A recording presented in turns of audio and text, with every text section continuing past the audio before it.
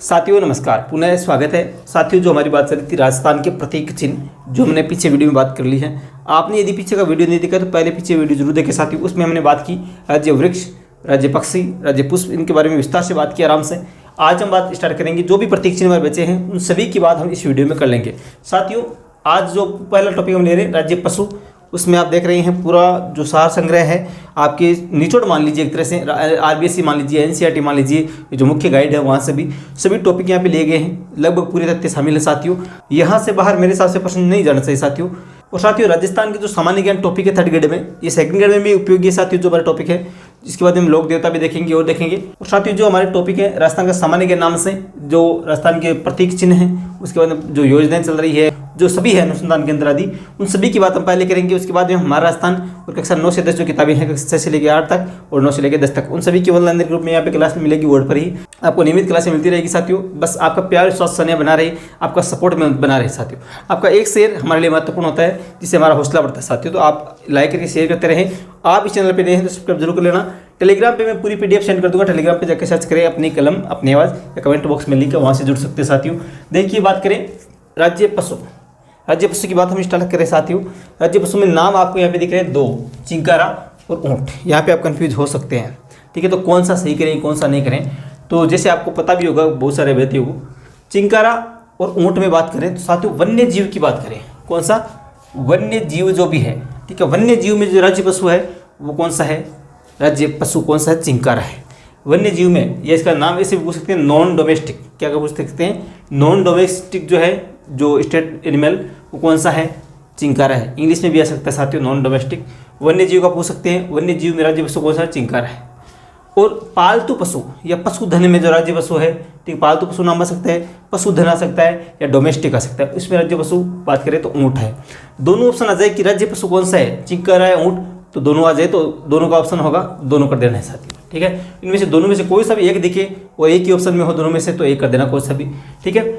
अब देखिए पूरी बात करेंगे। सबसे पहले हम देखते हैं साथियों चिंकारा के बारे में। चिंकारा क्या है? तो इसको छोटा हिरन भी कहते हैं। क्या कहते हैं चिंकारे को? छोटा हिरन भी कहते हैं। रंग कैसा होता है साथियों?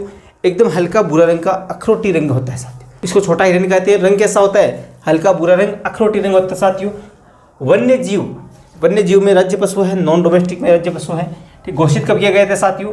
1981। कब किया गया था? 1981, 22 मई को, ठीक है। तो 1981 आपको याद रखना विशेष रूप से। चिंकारे को 1981 में घोषित किया गया, राज्य पशु बनाया गया। शुभंकर, ये जो चिंकारा है वो श्री गंगानगर जिले का जो है वो शुभंकर है। हर एक जिले का 2015 से स्टार्ट है, हर एक जिले का एक शुभंकर है। वन्य जीव के रूप में उनका एक शुभंकर है। हर एक जिले का एक जीव है, शुभंकर लिया हुआ है, शुभ अंक लिया गया है। तो शुभंकर चिंकारा किस जिले का है? याद रखना, ये राज्य पशु भी है, इसलिए यहाँ से पूछ सकते हैं। गंगानगर जिले का चिंकारा शुभंकर है साथियों। वैज्ञानिक नाम पूछे, वैज्ञानिक नाम पूछे तो कौन सा है इसका? गजेला गजेला। क्या नाम है चिंकारे का? वैज्ञानिक नाम गजेला गजेला इसका वैज्ञानिक नाम है साथियों। या गजेला बनेटी, क्या? गजेला बनेटी, गजेला बनटी, इस प्रकार से कोई शब्द आए तो वो भी किसका नाम है? चिंकारे का ही नाम है साथियों। देखिए विशेष रूप से ये तो आपको याद रखनी है, वन लाइनर के रूप में साथ में नोट्स बनाते जाएं साथियों। पीछे का वीडियो यदि आपने नहीं देखा तो पहले वो देखें, उसके बाद में ये देखें। कब जो प्लेलिस्ट है हमारी, प्लेलिस्ट में आपको लिस्ट मिल जाएगी, प्लेलिस्ट में राजस्थान सामान्य के नाम से। देखिए एंटीलोस प्रजाति, एंटीलोस प्रजाति में इसको रखा गया है साथियों। एंटीलोस प्रजाति का ये मुख्य जीव है। एंटीलोस प्रजाति नाम याद रखना। एंटीलोस का मुख्य जीव है चिंकारा।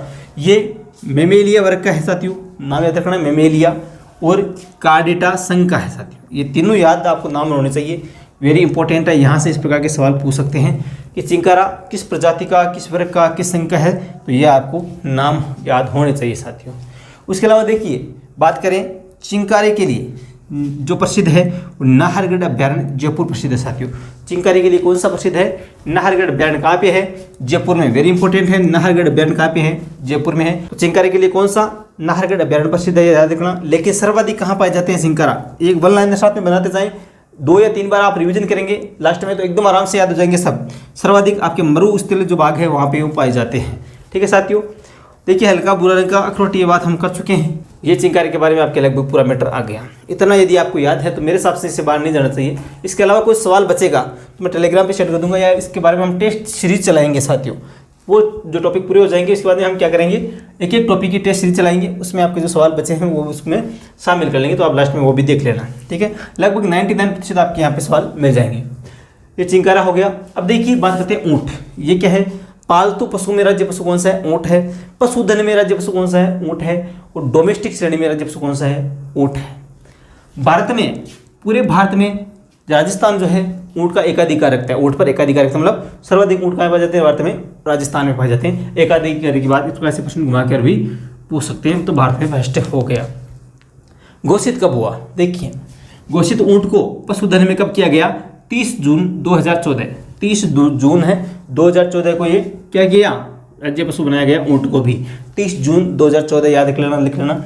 अधिसूचना कब जारी की गई? 19 सितंबर 2014 को। 19 सितंबर 2014, जुलाई अगस्त सितंबर, लगभग 3 महीने बाद में इसकी अधिसूचना जारी गई, जून से सितंबर। इस प्रकार से आप याद रख सकते हैं। वैज्ञानिक नाम, वैज्ञानिक नाम क्या है? वर्णन बनाते जाना साथियों। विशेष रूप से सभी के जो आपके घोषित कब किया गया है राज्य पशु, वो याद रख लेना। वैज्ञानिक नाम क्या है? इसके उपनाम क्या गया है वो याद रखना। वैज्ञानिक नाम आपके कैमेलस ड्रोमेडेरियस, क्या है? कैमेलस ड्रोमेडेरिस, याद रखना। यहाँ से इसका मेरे हिसाब से आपको याद हो जाएगा। कैमेलस मतलब कैमल, ऊँट। यहाँ पे नाम आ रहा है कैमल यानी ऊँट होता है, तो कैमेलस ड्रोमेडेरिस ये अगला भी याद रख सकते हैं। इसको थोड़ा चेंज करके ऑप्शन डाल सकते हैं। तो याद रखना, पूरा याद रखना है, कैमेलस ड्रोमेडेरिस, इस प्रकार से। अब देखिए इसके जो उपनाम है, इसको और क्या कहा जाता है वो भी याद रखना है कि रेगिस्तान का जहाज इसको कहते हैं साथियों। रेगिस्तान का जहाज इसको कहते हैं। प्रश्न कैसे भी पूछ सकते हैं, राजस्थान का जहाज पूछ सकते हैं, थार का जहाज पूछ सकते हैं। तो कौन सा हो गया? क्या हो गया? ऊँट हो गया साथियों, ठीक है। रेगिस्तान का जहाज। सर्वाधिक ऊँट कहाँ पाए जाते हैं साथियों? किस जिले में पाए जाते हैं? तो आपको याद रखना है बाड़मेर के अंदर सर्वाधिक ऊँट पाए जाते हैं। बाड़मेर में सर्वाधिक ऊँट, और सबसे कम ऊँट कहाँ पाए जाते हैं? राजस्थान में प्रतापगढ़ में पाए जाते हैं। तो सर्वाधिक कहाँ हो गया? बाड़मेर, और सबसे कम प्रतापगढ़, याद रखना। ऊँट की नस्लें, नाम याद रखना है सभी। बीकानेरी नस्ल है, एक तो विशेष रूप से बीकानेर जिले की होगी, सीधी सी बात है, बीकानेरी नस्ल। गोमट नस्ल जो है वो साथियों जोधपुर की। गोमट कहाँ की है? जोधपुर, गोमट जोधपुर, याद रखना है। उसके बाद नाचना, वेरी इंपॉर्टेंट, यहाँ से ये सवाल पूछ सकते हैं, पूछा भी गया साथियों पीछे परीक्षाओं में। नाचना कहाँ की है नस्ल? जैसलमेर। कहाँ का क्षेत्र है? जैसलमेर का कहते हैं नाचना, ठीक है, याद रखना। नाचना जैसलमेर, नाचना जैसलमेर का, जैसलमेर के 2 रुपये नाचना, ठीक है। तो नाचना हो गया। सिंधी है, कच्छी है, मेवाती है, किसकी नस्लें हैं? प्रश्न ऐसे बन सकता है कि निम्न में से ऊँट की नस्ल नहीं है, ठीक है, निम्न में से ऊँट की नस्ल है, इस प्रकार से प्रश्न पूछ सकते हैं। तो 4 ऑप्शन दे देंगे, या किस ऑप्शन में चारों ऊँट की नस्ल है, किस ऑप्शन में जो दी है, इस प्रकार से प्रश्न पूछ सकते हैं। तो प्रश्न कैसे भी पूछ सकते हैं, आपको नाम याद होने से, बीकानेरी, गोमट, नाचना, सिंधी, कच्छी और मेवाती, याद रखना। कितने हो गए? लगभग 6 यहाँ पे मुख्य हैं, ये 6 आपको याद होने चाहिए साथियों। अब देखिए उस्ता कला किसे कहते हैं? उस्ता कला आपको पता भी होगा। उस्ता कला कहते किसे हैं? ऊँट की खाल पर जो डिजाइन बनी जाती है बालू को काट कर आदि पे, तो उसे क्या कहते हैं? उस्ता कला। कहाँ की? प्रसिद्ध बीकानेर की। उस्ता कला, ऊँट की खाल पर जो डिजाइन बनाई जाती है उसे क्या कहते हैं? उस्ता कला कहते हैं साथियों। ऊँट की खाल की जो जल पात्र है, नहीं पानी भरने के लिए जो पात्र बनाए जाते हैं, उन्हें क्या कहते हैं? कापी कहते हैं साथियों। कॉपी क्या कहते हैं? ऊँट के जो जल पात्र होते हैं ऊँट की खाल से बने हुए, उन्हें कापी कहते हैं साथियों। देखिए मुख्य रूप से याद रखना, उस्ता कला बीकानेर, ठीक है, ऊँट की खाल पर बनाई जाती है। ऊँट की जो ऊँट का प्रजनन है साथियों, वो कौन सी संस्था करती है? तो देखिए भारतीय कृषि अनुसंधान परिषद जो है ऊँट प्रजनन कार्य करती है। भारतीय कृषि अनुसंधान, ऊँट प्रजनन नाम आ जाए और आपको भारतीय कृषि अनुसंधान परिषद, ये परिषद है वो याद रखना साथियों, याद रखना। अब साथियों लगभग इसमें सभी टॉपिक शामिल हो गए। 2 टॉपिक और बचे हैं। देखिए छोटी सी बात और याद कर ले कि बीकानेर, मैं आपको थोड़ा सा यहाँ पे लिख के बता देता हूँ, ठीक है, ये आप स्क्रीनशॉट ले सकते हैं एक बार, ठीक है। मैं इसको मिटा रहा हूँ साथियों। देखिए ऊँट के बारे में बात करें तो 2 टॉपिक बचे हैं, 2 प्रश्न जहाँ से पूछने की संभावना है कि बीकानेर में, कहाँ पे? बीकानेर में साथियों यहाँ पे याद रखना आपको उरमूल, क्या याद रखना है? उरमूल डेयरी, क्या याद रखना आपको? उरमूल डेयरी, याद रखना नाम साथियों। उरमूल डेयरी कहाँ पे है? बीकानेर में। और किसके लिए प्रसिद्ध है? ये केवल ऊँटनी का दूध है। किसके लिए? ऊँटनी का दूध है, जो पूरे भारत में एकमात्र डेयरी है। उरमूल डेयरी, याद रखना नाम साथियों। ऊँटनी का दूध है, उसकी डेयरी है, भारत में एकमात्र है, याद रखना है, ठीक है। ऊँटनी का जो दूध है उसमें विटामिन क्या होती है? सी होती है साथियों, विटामिन सी होती है। सभी वेरी इंपॉर्टेंट है, याद कर सकते हैं, नोट कर सकते हैं। अब एक सवाल कहाँ से बन सकती है ऊँट के संबंध में? देखिए राजस्थान में ऊँट को राजस्थान में ऊँट को लाने का सर्वप्रथम जो श्रेय है, लाने का श्रेय है वो किसको है? पाबू जी को दिया जाता है साथियों। किसको? पाबू जी को। ठीक है, पाबू जी को ऊँटों के देवता भी कहते हैं। यहाँ से भी सवाल बन सकता है, ऊँटों के देवता है कौन? पाबू जी। तो राजस्थान में ऊँटों को लाने का कार्य पाबू जी लाने का श्रेय है। और भारत का पूछे तो मोहम्मद बिन कासिम, इनको भारत में ऊँट लाने का श्रेय दिया जाता है। मोहम्मद बिन कासिम और राजस्थान में पाबू जी को ऊँटों का देवता भी कहते हैं। तो इस प्रकार से साथियों ऊँटों से संबंधित और चिंकारी से संबंधित सभी सवाल इसमें शामिल हैं। तो चलिए साथियों, अब चलते हैं हमारी अगले प्रतीक चिन्ह की ओर। बात करते हैं साथियों, जो अगला प्रतीक चिन्ह है राज्य खेल क्या है? तो राज्य खेल आपको यहाँ पे दिख रहा है बास्केटबॉल। क्या है? बास्केटबॉल यहाँ का राज्य खेल राजस्थान का। घोषित कब किया गया? इसको राज्य खेल कब बनाया गया साथियों? तो 1948 के अंदर इसको राज्य खेल बनाया गया। अब खिलाड़ी है 5 सक्रिय होते हैं। इसमें कितने खिलाड़ी होते हैं साथियों? 5 होते हैं जो सक्रिय रहते हैं। कितने होते हैं संख्या? 5 होते हैं बास्केटबॉल में, याद रखना आपको। अब यहाँ पे याद कैसे रख सकते हैं? देखिए, मुख्य जो सक्रिय की बात करें, सक्रिय यहाँ पे पूछिए कितने होते हैं? 5। तो सक्रिय इस शब्द में कितने अक्षर हैं, वर्ण कितने हैं?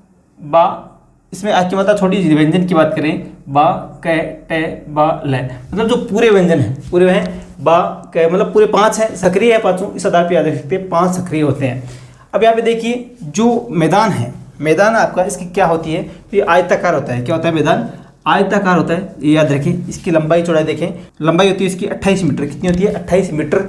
और इसकी चौड़ाई कितनी होती है? 15 मीटर। ठीक है, तो आयताकार होता है 28 गुना 15 मीटर का होता है साथियों।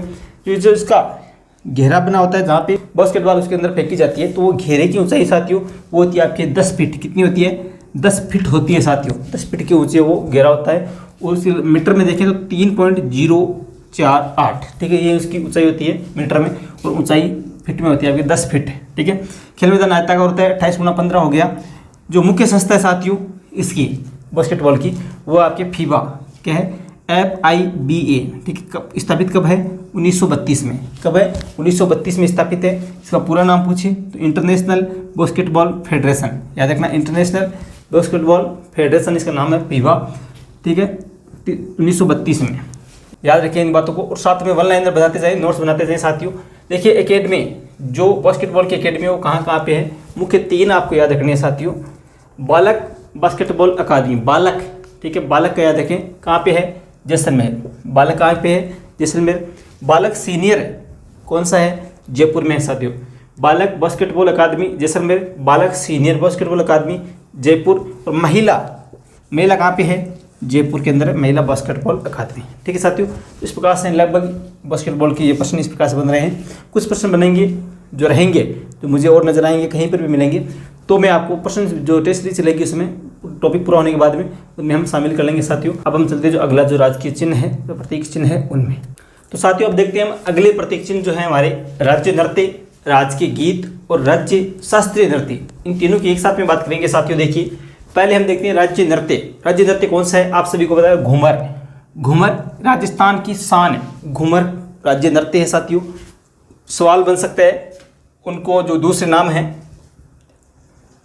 नृत्य में राजस्थान की शान, इस प्रकार से पूछ सकते हैं। राजस्थान की आत्मा घूमर है, लोक नृत्यों की आत्मा घूमर है, लोक नृत्य में या नृत्यों में सिरमौर घूमर है। इस प्रकार से किसी भी प्रकार से पूछे नृत्य के बारे में तो कौन सा होगा? घूमर होगा। लेकिन शास्त्रीय नृत्य की बात करें राजस्थान में तो कौन सा है? कथक होगा साथियों। ठीक है, देखिए पहले इसके बारे में, राज्य नृत्य के बारे में घूमर, राज्य लोक नृत्य की आत्मा है, नृत्य का सिरमौर है, राजस्थान की आत्मा तो घूमर। ठीक है, केवल ये महिलाओं द्वारा किया जाता है। नाच तो कोई सकता है साथियों, वैसे शादियों पे डीजे पे आदि पे सब नाचते हैं, लेकिन प्रश्न कहाँ से बने? प्रश्न बनता है तो केवल महिलाएं इस पे नृत्य करती है। ठीक है, परंपरागत लोक नृत्य है। ये कौन सा है?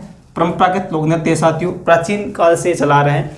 अब देखिए यहाँ पे ये विवाह है, समारोह है, धार्मिक उत्सव जो भी होते हैं आदि, तीज और गणगौर पे विशेष रूप से जो है ये नृत्य किया जाता है साथियों। गोल घेरे में जो महिलाएं हैं वो क्या है? गोल घेरे के अंदर खड़ी होकर अंदर बाहर जाती हुई, अंदर जाती है बाहर जाती है, वहाँ पे नृत्य करती है साथियों। गोल घेरे में घूमती हुई नृत्य करती है साथियों। ये याद रखना, वैसे आपको पता भी है सभी को, राजस्थान से ही हैं, कोई बाहर से देख रहे हैं उनके लिए विशेष है। 1987 में देखिए विशेष रूप से प्रश्न जो बन सकता है यहाँ से, 1987 में केसी मालू, जो केसी मालू हैं, उन्होंने वीणा म्यूजिक जो संस्था है उसकी स्थापना की, वीणा म्यूजिक जो कंपनी है उसकी स्थापना की 1987 में, याद रखना 1987 में KC मालू हैं, उन्होंने वीणा म्यूजिक की स्थापना की। ठीक है, और जो पहला भाग है घूमर का पहला भाग साथियों, जो घूमर एल्बम निकाला पहला 1999, कब 1999 में, 1999 में साथियों पहला घूमर एल्बम निकाला, जो उसके बाद में बहुत प्रचलित हुआ। उसके बाद में दूसरा तीसरा एल्बम आते गए और लाखों की संख्या में जो सीडियाँ जो कॉपी है उसकी वो विदेशों तक पहुंची साथियों। तो लोक नृत्य आत्मा घूमर, राजस्थान की आत्मा घूमर, नृत्य की आत्मा, नृत्य का सिरमौर घूमर, ये महिलाओं द्वारा किया जाता है, परंपरागत लोक नृत्य है साथियों। ठीक है, ये विशेष जो तीज गुराती हैं उसमें समारोह में किया जाता है। तो ये विशेष रूप से घूमर। इसके अलावा भी कोई सवाल बनेंगे तो टेस्ट सीरीज में शामिल कर लेंगे, लेकिन मुख्य सवाल यहाँ से पूछने की संभावना है। वैसे तो बात करें तो घूमर पे अकेले में 4 घंटे की क्लास, 2 घंटे की क्लास ली जा सकती है। घूमर बहुत विस्तृत है, किस प्रकार से उसकी पूरा परंपरागत प्राचीन काल से इतिहास की बात करें तो उसके राज के गीत केसरिया बालम आओनी पधारो मारे देश, ये कौन सा है? राज के गीत केसरिया बालम आवनी पधारो हमारे देश, ये राजस्थान का राजकीय गीत है साथियों। ये किस शैली में गाया जाता है? याद रखना, वेरी इंपॉर्टेंट है साथियों। यहाँ से मांड गायक की शैली है, उसमें गाया जाता है राजकीय गीत जो हमारा है, मांड गायक की शैली में इसको गाया जाता है साथियों। ये जो है ढोला मारू जो प्रेम कहानी है उससे संबंधित गीत है। ढोला मारू जो प्रेम कहानी से संबंधित है साथियों, याद रखना, राजकीय गीत केसरिया बालम। ठीक है, मांड गायकी में गाया जाता है, लिखना वन लाइन नोट में तैयार कर लेना, लिखते जाएं साथ में। सर्वप्रथम देखिए, जो सर्वप्रथम गाया किसने गाया था? मांगी बाई कहाँ की थी? उदयपुर। ठीक है, मांगी बाई ने सर्वप्रथम गाया था साथियों, याद रखना, मांगी बाई ने जो है केसरिया बालम सर्वप्रथम गाया था। अंतर्राष्ट्रीय जो स्तर पर सबसे पहले गाया था, अंतर्राष्ट्रीय स्तर पर याद रखें, वेरी इंपॉर्टेंट है यहाँ से दोनों, सर्वप्रथम मांगी बाई ने और अंतर्राष्ट्रीय स्तर पर किसने गाया था? अल्लाह जिलाबाई। किसने गाया था? अल्लाह जिलाबाई। उनका दूसरा नाम पूछा भी गया साथियों बहुत बार।